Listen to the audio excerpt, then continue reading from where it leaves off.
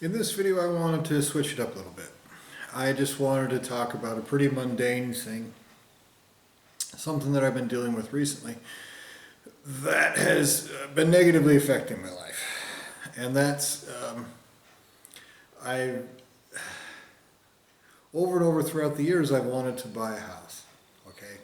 And this desire to buy a house stems from this innate desire I've had ever since I was a child to just stop getting harassed and irritated and bothered by other people, okay?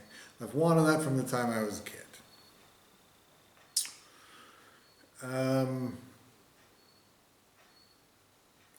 I've rented for a long time, and I've kind of been forced into renting based on the lifestyle that I've chosen.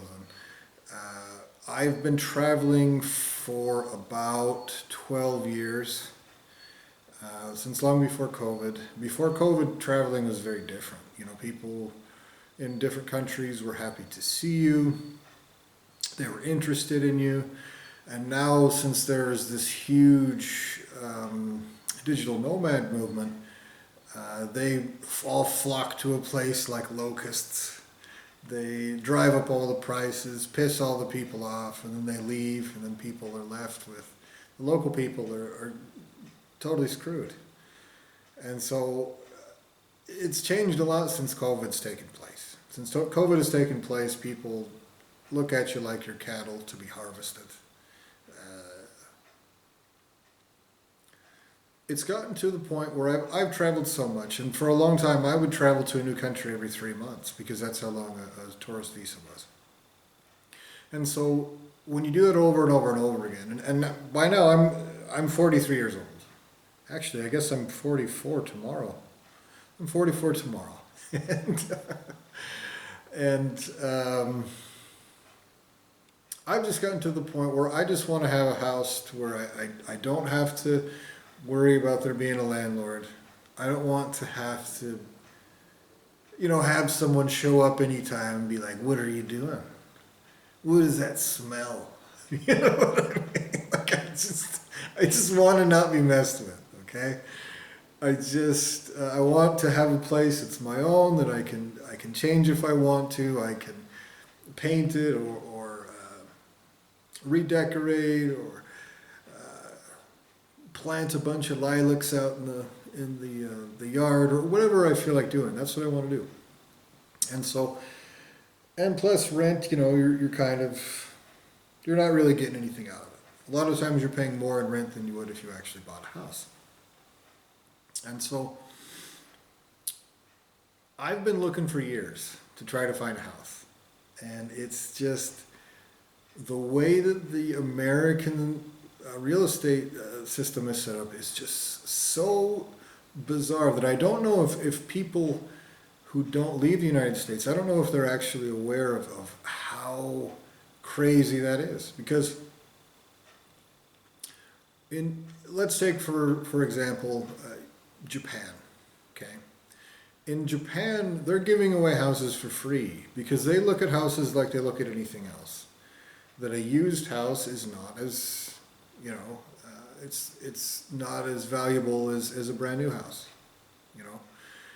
and so houses that are really old, people have lived in for a long time, that are, are starting to have problems and stuff.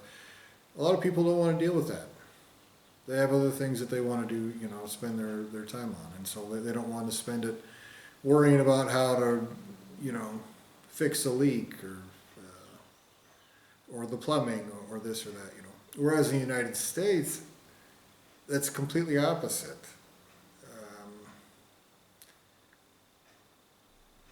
They treat houses that are 100 years old or older as if they're selling them as if they're brand new houses, and on top of that, the new construction that's going up is totally shoddy. A lot of the companies who are doing it are just slopping stuff together and throwing it out there and just saying, let the lawyers worry about it later, You can see tons of different instances of this. If you go on like the real estate subreddits and different things like that, you can see a lot of people who are like, "Oh my God, I can't even believe the builder's done this." And so you have this situation in the United States where housing is worth so much that people will just slop something together, get paid gigantic amounts of money, to the point where they have so much money, they have what you would refer to as fuck you money. Like, who cares, sue me, go ahead, you know, because they're making so much money hand over fist. And and that results in the person in the house, you know, getting screwed. And so you have this situation where in places like Japan, and I'm sure in other places too, where they say, oh, that's a really old house, it's worth less. But in the United States, they're just like, they have this idea of supply and demand and capitalism. But capitalism only applies when it screws over consumers, not when it screws over businesses in the United States. Then all of a sudden, let's be reasonable, let's bail people out, you know. Let's give banks a bunch of money, you know, so they don't fail. But as soon as you get screwed on your mortgage, that's capitalism. You should have read the contract, you know. And it's this total, you know, it's a dichotomous situation. It totally screws over the consumer. And then you get all of these different things that have worked to drive up the cost of housing in the United States. To where if you go to the United States to buy a house, it's like everyone acts like you're like some psycho slobbering all over and beating the furniture. Like, if you don't want to have a realtor. Like, you don't want to have a realtor, you're gonna, the earth is gonna open up and swallow you with your house, you know. And it's just this like, this constant like, oh, you're just so stupid and foolish if you don't go through a realtor. Well, I've spoken to lots of realtors, especially in the last 6 months where I've started to get serious. And I'll call the listing agents and I'll ask them questions about the apartments and everything. And it's just, it is so obvious that they don't care at all about right or wrong. Realtors do not care about right or wrong. They will lie all day long. They will tell you that they're straight shooters and this and that. They will say anything at all in order to pretend like, to present themselves as if they're not just the slimiest thieves around. Now, there's a video I saw about this by a lady named Julie Nolk, I think her name is. I should look that up. I don't remember exactly what her name is. She's a Canadian who does like skit comedy on YouTube. Okay, and somebody posted it on Reddit. And so I watched it. It was very funny. And basically it shows that like realtors don't want you to speak directly to the seller. Because if it was just two reasonable people talking, be like, okay, well, let's figure out, you know, what is it worth? What can, you know, let's figure out how to do this correctly. That would result in a reasonable situation. If you look at the home prices in the United States, they're totally unreasonable. And they're unreasonable because they want you to talk to somebody in the good old boy system. And they'll say, this guy's representing you. So why don't you sign a piece of paper that gives them all of the power? That gives them the right to make decisions for you financially. That makes it to where it's illegal for you to talk to anyone else or even represent yourself. Why don't you go ahead and sign a paper that says that this person that benefits from a higher price, from driving the price up, this person that has an obvious conflict of interest, you give that person all the power to make decisions for you, okay?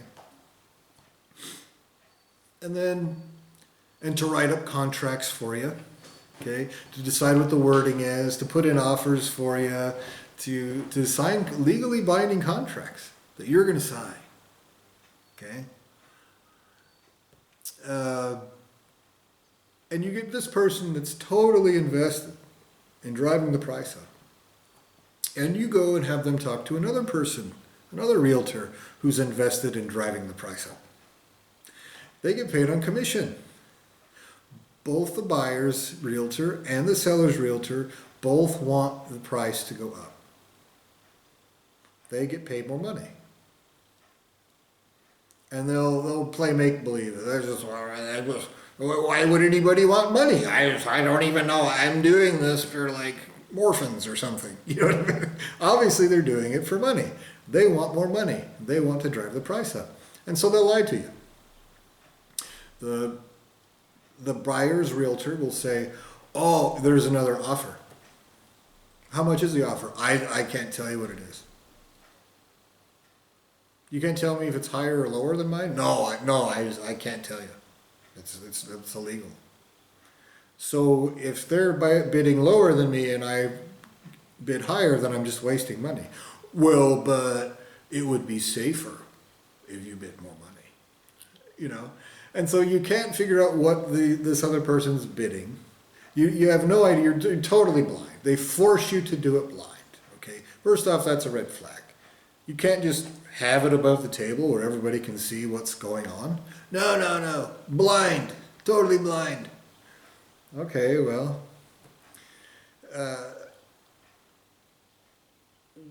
that means that they could totally make that up. They could make it up and say that some bidder who doesn't even exist. Oh, there's a bid. And they can use that to cause you to increase your price and everything. And to where, because they want to get more money.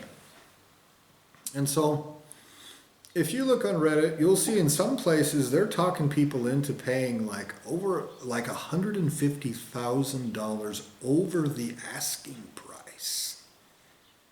Now that's what these bidding wars are resulting in. So this is not some little thing. Okay? It's outrageous. It's absolutely outrageous. This is resulting in gigantic amounts of money being stolen from people who just want to have a place to exist. Okay? Now,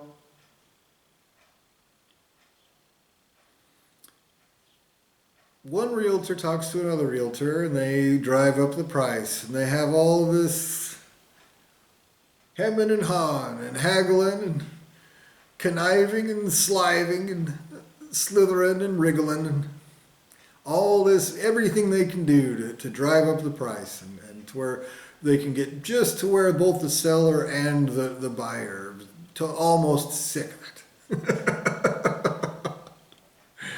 And they get it all the way up there and they, do all this stuff to make as much money as they can off of both sides. And then finally you get it, right? And so you have, if you're, unless you have giant amounts of money in the bank, you're going to be financing part of it, okay? So you usually get a pre-approval so that you can put in an offer and say, hey, I've been pre-approved for this, through this bank. Well, then you go through the bank, okay? Now, the bank will pre-approve you without giving you a number. And that's what's happened to me.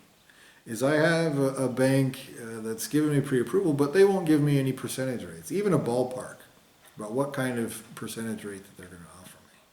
Okay? And I've asked them multiple times, like, hey, what's up? I need to know what the closing costs are. I need to know what the percentage rate is so I know what kind of house, in what ballpark of home price that I'm looking at, I want to know so that I know if, what I can comfortably afford. Well, they get more money if you spend more money too, okay? And so they're very vague. And they're just like, oh, I just couldn't possibly tell you. It's the market, and this is another thing I've noticed from both realtors and lenders, is that they talk about the market as if it's some like mysterious eldritch spirit. It's not like one human being is trying to screw another human being out of money. It's like, it's the market. It's this nebulous thing, Oh, the market dictates, all this other stuff. And it's just, no, let's talk about what is actually happening. And they're like, no, it's magic, And so the bank takes weeks.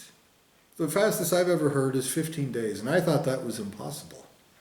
Most I've heard is between 30 and 45 days. That's what the usual statements of how long it would take to process, in my case, a VA loan, a veteran's loan. Okay, and so this whole deal, with the haggling and all this stuff can take 2 months, can even take longer than 2 months. And a lot of people will miscalculate how long that they have to, their living arrangements, and they end up homeless, which is what happened to me the first time I bought a house. Because the realtors will put you into this situation where they're like, yeah, it's probably going to be about this time. And so you make plans about that time. In fact, you give it a couple more weeks to be safe. Well, they keep dragging their feet and hemming and hawing and asking for stuff they've already asked for and saying that they lost something and saying they need this, and there's underwriting or the market or some other, nebulous being that, dictates something else. And so you get to the point where you are homeless. And that's what happened to me. I ended up camping for a while because I was in Oregon. I know a beautiful camping spot anyway. And so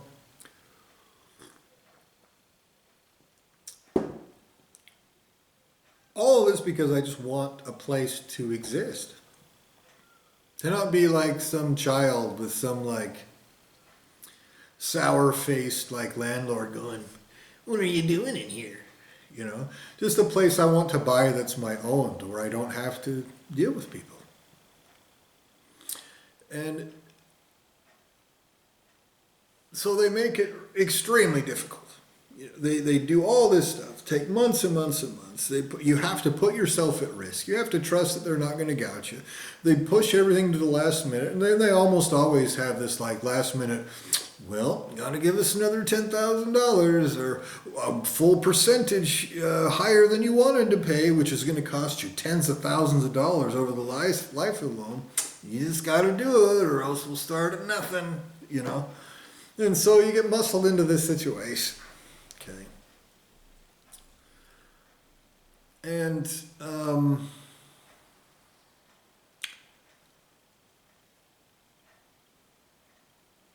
there's this idea that the system has to be set up that way, and it does not. Okay, at this moment in time, I'm living in the country of Georgia, between Turkey and Russia. Okay, you know what buying a house here entails? You see a house for sale, you call the owner. You discuss. They answer your questions. You ask whatever you want to know about the place, or maintenance, or utilities, or whatever questions that you have. You talk directly to the person who knows, because they have physically lived there for years. You figure out what the problem is. You figure out how much they want. And then both of you go to, there's one main justice building in the country, okay? You both go to the main justice building, and each major bank has an office in that building, okay? So you go to that building, the buyer goes to whichever bank he's going to and says, I want to buy this house. This is how much I need to buy or how much I need to borrow to buy it. And the bank says, okay, let's look at your income. They review your stuff. Now altogether, from the time you walk into this building to the time that you leave with the keys is 2 or 3 hours. So after you decide that you want to buy the place, it can be yours in 2 hours. If you have the ability to get a loan, the bank will tell you by just looking at it and telling you. They don't need a month and a half for someone to look at the same piece of paper and go, it takes seconds to type into a calculator some obvious things. I just couldn't. They pretend underwriting is creating this brand new, innovative, groundbreaking creation of a contract every single time that they sell a primary residence single family home. They're not. They're not at all. They're not some artist who's making up a language in in the pursuit of writing this contract. They could have a flat contract that is just like it's a usual, a normal contract for everything. And that would cut out that entire deal. But they don't want that. They want this situation to where the realtors and the lenders and everyone involved in this who gets a big chunk of the pie, to where they screw you. They want you into a position to where you have to pay more. They take this old thing that in Japan would be worth nothing. They're literally giving houses to people for free. Okay?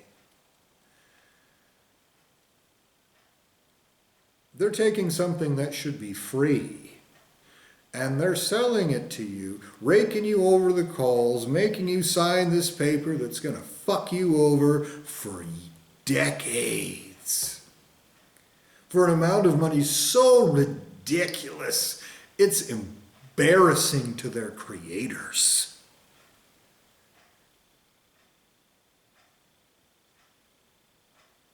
Shameful. And they take months to do it, or at least 1 month. That after you're hemming and hawing and screwing people over, and the seller's trying to pull stuff over, and the buyer's trying to not get screwed, and all this. After all this, to buy something that should be free, to just exist somewhere. Not something that makes you a bunch of money. It's not a business expense. Not something that's some luxury. You just have to exist somewhere and not be homeless, or else you suffer horribly.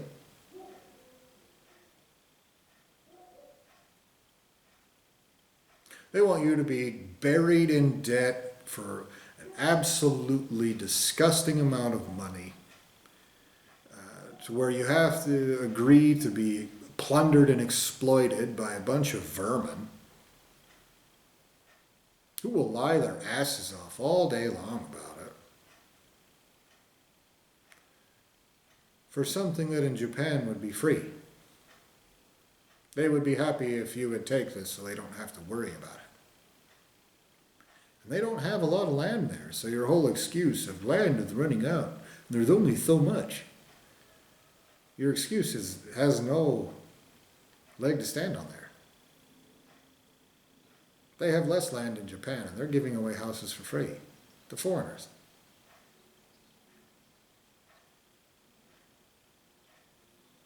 So this is the issue. The issue is the difference between what I have to go through to actually have a house and not be messed with is such an exploitive and predatory and despicable situation where I have to agree to be exploited and plundered by a bunch of people that don't deserve that money. That it is not worth it to me.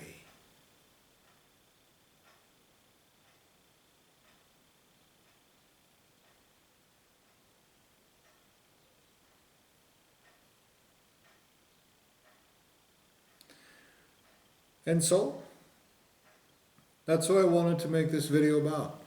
I know it's not what I usually talk about in these videos, but it's a big part of existing in this dimension. To simply exist somewhere. Because the alternative, yeah, you can do something else, and you'll itch all over, and your teeth will fall out, and you'll stink and be vilified. You'll suffer, you'll be cold, and you'll sleep on the rocks, and your body will hurt, and your...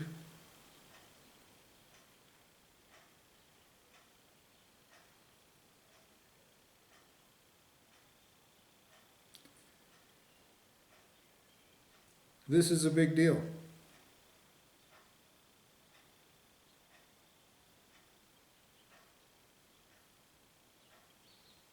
And so, with that in mind,